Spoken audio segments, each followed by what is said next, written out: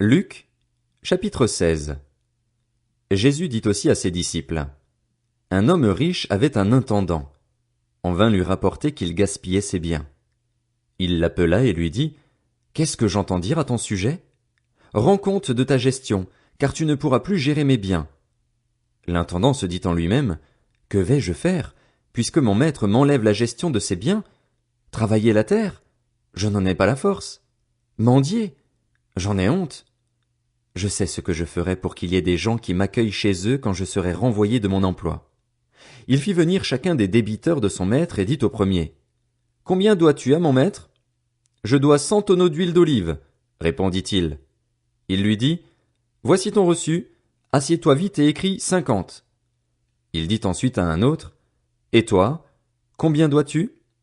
Je dois 100 mesures de blé, répondit-il.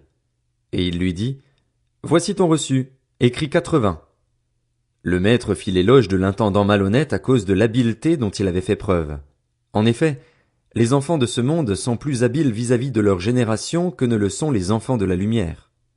Et moi, je vous dis, faites-vous des amis avec les richesses injustes, afin qu'ils vous accueillent dans les habitations éternelles lorsqu'elles viendront à vous manquer. Celui qui est fidèle dans les petites choses l'est aussi dans les grandes, et celui qui est malhonnête dans les petites choses l'est aussi dans les grandes. Si donc vous n'avez pas été fidèle dans les richesses injustes, qui vous confiera les biens véritables? Et si vous n'avez pas été fidèle dans ce qui est à autrui, qui vous donnera ce qui est à vous? Aucun serviteur ne peut servir deux maîtres, car ou il détestera le premier et aimera le second, ou il s'attachera au premier et méprisera le second. Vous ne pouvez pas servir Dieu et l'argent.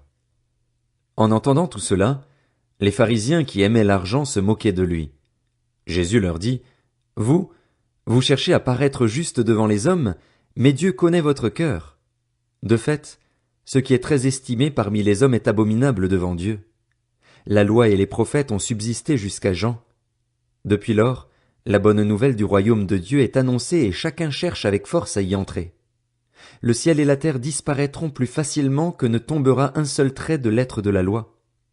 Tout homme qui renvoie sa femme et en épouse une autre commet un adultère, et tout homme qui épouse une femme divorcée de son mari commet un adultère.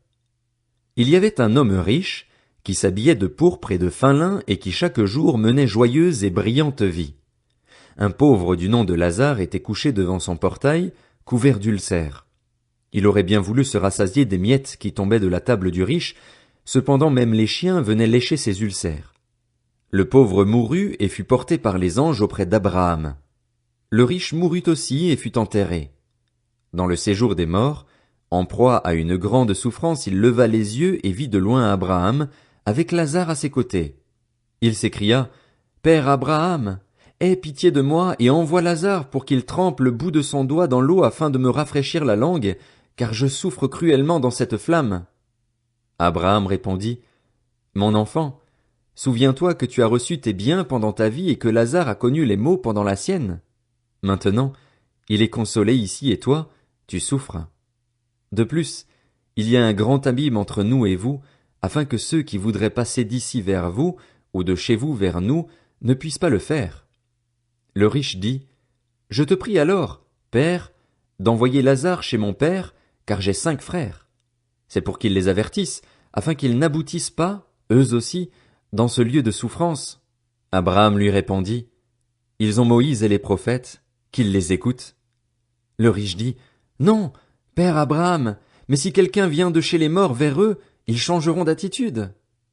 Abraham lui dit alors: S'ils n'écoutent pas Moïse et les prophètes, ils ne se laisseront pas persuader, même si quelqu'un ressuscite.